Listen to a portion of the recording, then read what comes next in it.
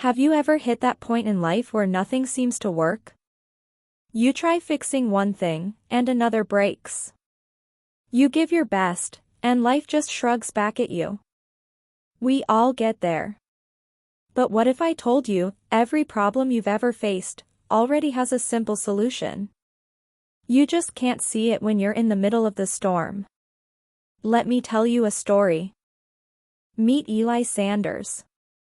A hard-working guy from Riverbend Valley, a place where the river runs slow, the air smells of pine, and everybody knows everybody. Eli's been farming his family's land for years, following his dad's footsteps, waking up before sunrise, tending to the barley and rye that kept his family going for generations. He wasn't rich. But he was proud. He believed in something simple. If you work hard, life works with you. Every morning, he'd stop by the edge of the field, breathe in the cold air, and whisper, "Let's do this." He loved his land, the way the soil smelled after rain, the way golden light touched the crops in the evening. But here's the thing, Eli had grown comfortable. He trusted his routine. The same soil, same seeds, same rhythm, year after year. Then one night, everything changed. It started as light rain, nothing new for Riverbend. But by midnight, it wasn't rain anymore, it was a downpour from another world.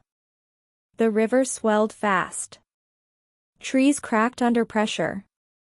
Power flickered. Eli ran outside, trying to dig trenches to redirect the water, but it was too much. Before dawn, the river breached the banks. Water tore through the valley, swallowing fences, barns, and dreams in its path. His fields, his year's work, gone. All his harvest, his seeds, his effort, washed away like it was never there.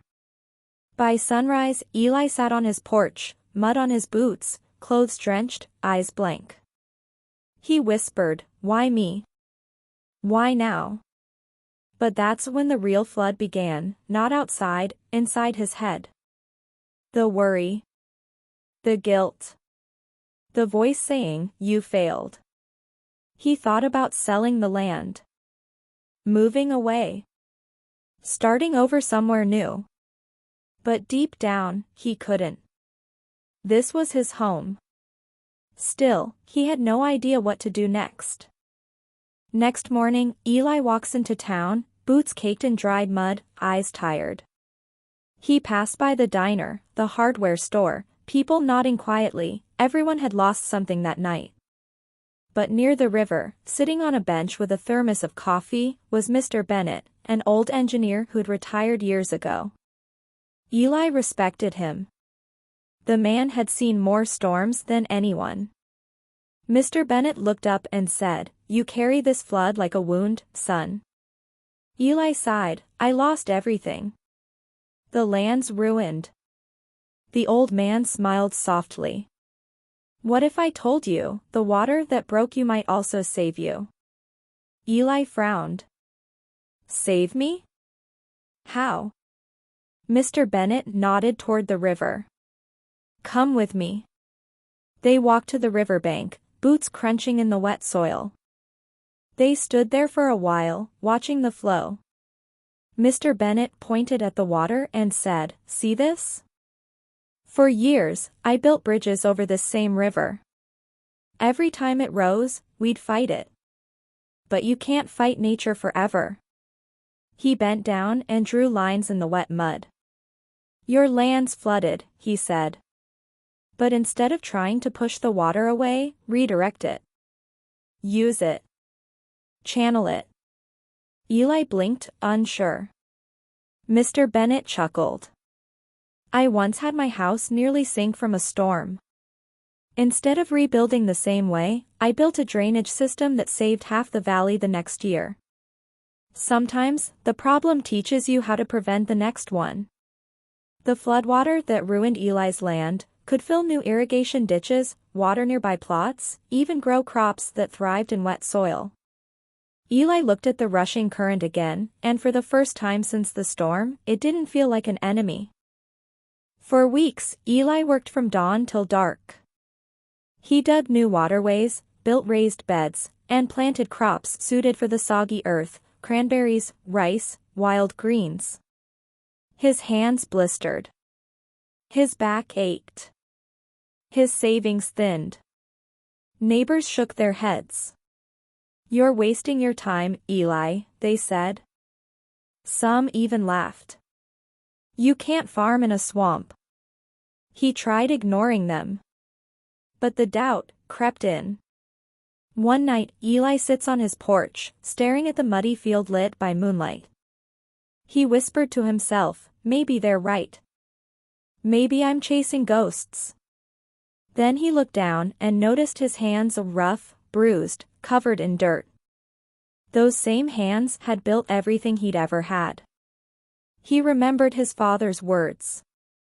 "When life floods you, son, don't curse the rain.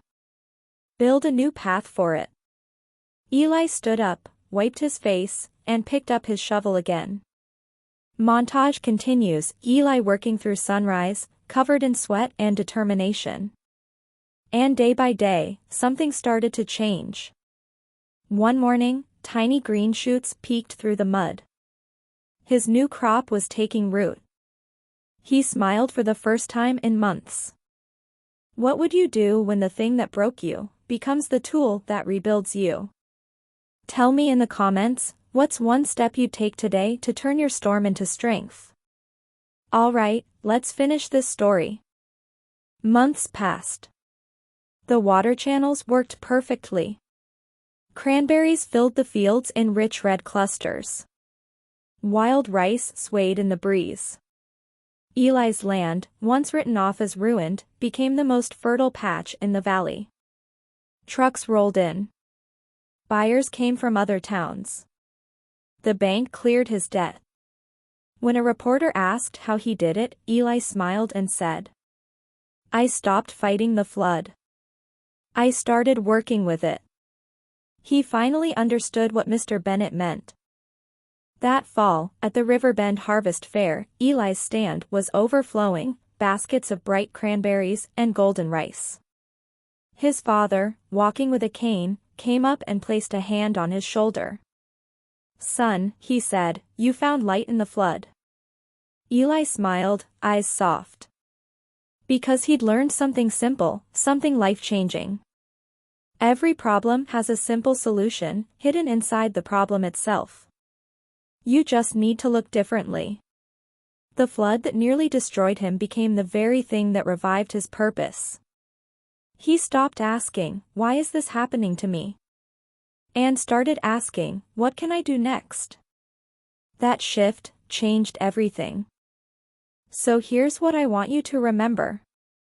You're gonna face storms. You're gonna lose things.